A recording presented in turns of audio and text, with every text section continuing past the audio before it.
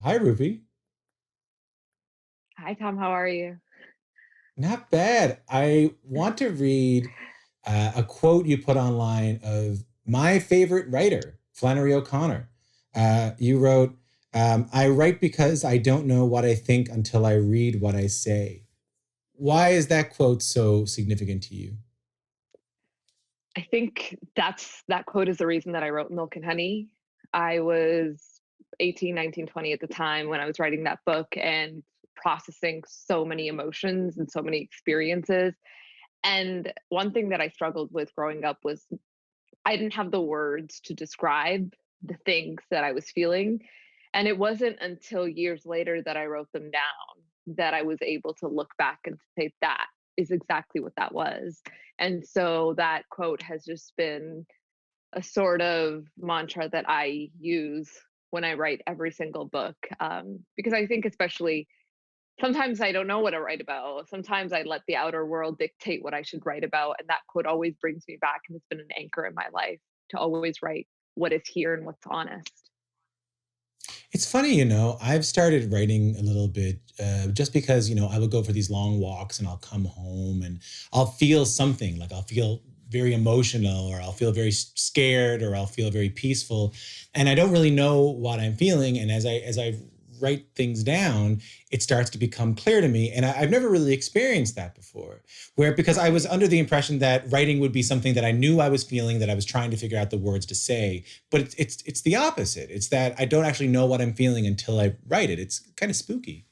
It is spooky for sure. And that's why, like, for me, writing is and poetry is such a form of catharsis.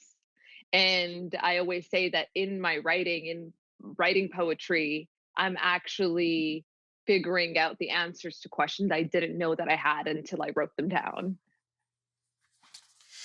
Are you able to write while you're home? Yes. I mean, I think, like, for everybody, the first couple of weeks I wasn't able to do anything, which was really hard because I was beating myself up for it. I mean, there was so much uncertainty. I didn't know where I was going to be. I was in the middle of trips and coming back home, and there was a collective grief that I think we were all feeling, and our year was suddenly up in the air. And so for the first, like, 3 weeks I wasn't able to write a single word, and it was devastating because I have a manuscript due very soon. And that's why I started doing the workshops, because I was lonely and I was desperate and I was scared and lost. And I don't know, the idea came to me. And I think I always go back to connection and sharing. That's why I started to publish. That's why I share my work, is I'm desperate to connect with other people, because I think that's what keeps us alive and keeps us going.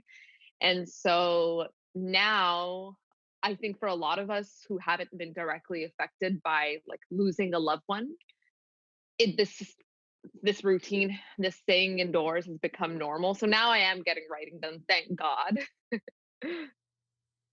It's interesting to me that you've been doing these workshops where people can tune in and they can ideally write 2 to 3 poems a session.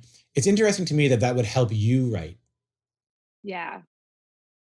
I I think what it is it helps me write because it helps me feel like I'm a part of a larger community, which I know I am intellectually, but sometimes when you're sitting at home as a writer alone for hours, day in and day out, it just feels like you're by yourself and you're the only one dealing with the things that you're dealing with. And I feel like that is such a dangerous place to be, because then it becomes so much of the self, the I. But when I do the workshops, I realize this whole thing, this whole journey, this whole thing called life is so much bigger than me, and I'm not at the center of it. And when I feel that pressure and that burden sort of like release, then it's easier for me to do the work. And it also, when I see people join my lives and read their work and they're so talented and they just have so much amazing things to share, it reminds me why I do this and why I need to keep doing it. So on these Instagram live poetry workshops, what do you do with these people? Sorry, Tom, you just got cut out. I couldn't hear the question. So on these Instagram live poetry workshops, like what do you do? What kind of activities do you do to get people writing? So in my own writing, I every morning I wake up and my poetry writing starts off with just free writing because what I'm trying to do is just excavate what's happening in my subconscious and my inner world. And so all of the activities and all of the exercises are designed to let readers just free write. I'm not really interested right now in teaching people technique and skill. Right now, the sessions I've been doing have just been here. Let your subconscious like do the work for you. Our thoughts are already processing. And so don't worry about editing, don't worry about revising, just let it come out of you. And so all the exercises have been designed to free write and they're about sometimes they're 8 minutes long, sometimes they're 15 minutes long. And we tackle different subjects. Sometimes it's fear, sometimes it's love. Sometimes I leave it up to the writers who are involved to pick their themes and their subjects. But all of them are sort of designed to just do exactly what you said. Like when you go on those long walks and you come back and you start writing and you're like, oh my goodness, where did all this come from? That's what the exercises are designed to do. Like I'm interested in pulling out of people what's happening on the inside that they might not be aware of. If people are writing poetry or even just little verses at home during this time, what do you do with that voice that tells you, oh, this isn't actually very good? This is kind of dumb. This is kind of, emo or stupid. I'm still trying to figure that out. And that's what I tell people, like, because they'll come to me like after a show or after a reading, they'll be like, "Oh my goodness, how do I share my work? Like, all my work just sucks so much, and I wish I could write like you." And I'm like, does it help that I feel the exact same way about my writing all the time? Like, I think that's such a No way, natural really? feeling. Yes, all the time. Like, if you ask the people who I send my work to edit my work, like I am the most complaining, like down on myself, hard on myself person. Like I think everything I write is so emo and so, all of the things that everybody else says about their work. And I think you just have to be okay with the fact that I think it's easy for me to share because the point of I'm not interested in perfection. I'm just like my number one goal has been to share and connect. And then that makes it easier to share something that you might be a little bit insecure about. And you don't really get better until you put yourself out there and it's that journey. So just take that leap and take that risk. Um, what can people get from that? What can people get from writing poetry right now at a time when they're scared or they're spooked out or they've been with their families too long? Like what is the release of writing poetry? I think writing poetry or just any form of writing at all, because a lot of the people who join my workshops aren't poets. And, some of them are writing for the first time. And so I think it's a form of therapy. I think it's a form of meditation and it's a form of just sitting with yourself. And that process is like nurturing and it's such a nutritious process. And so you always come out of it feeling better and feeling more connected to yourself, which I think is really important at this time when there is so much uncertainty clouding our days. You said you're working on a manuscript. I know you have a new uh, work coming out. And I also know that, as I mentioned at the beginning, you've been named, writer of the decade, and you have all this sort of pressure on you. Yeah. Well, yeah, it is. Am I right about that? Is there some pressure on you there? Just a little bit. It's like nothing compared to like I take all of that pressure and then I magnify it by 100 million and then put that on myself. And that's why it's been 3 years since I've had a book out because that pressure can become, debilitating. Is writing something that happens to you, or is it more like you sit down, okay, I got to get some poems done. Let me just do this. Or are you just sitting around your house waiting for something to hit you? For a long time, writing was initially something that was s- like I said, a form of catharsis. It was such a inner meditative spiritual experience. And then when Milk and Honey took off and it became so much bigger than me, it felt like writing became work. And then it turned into, oh, I got to get up and I got to write these poems because I got to get a book out because people are waiting.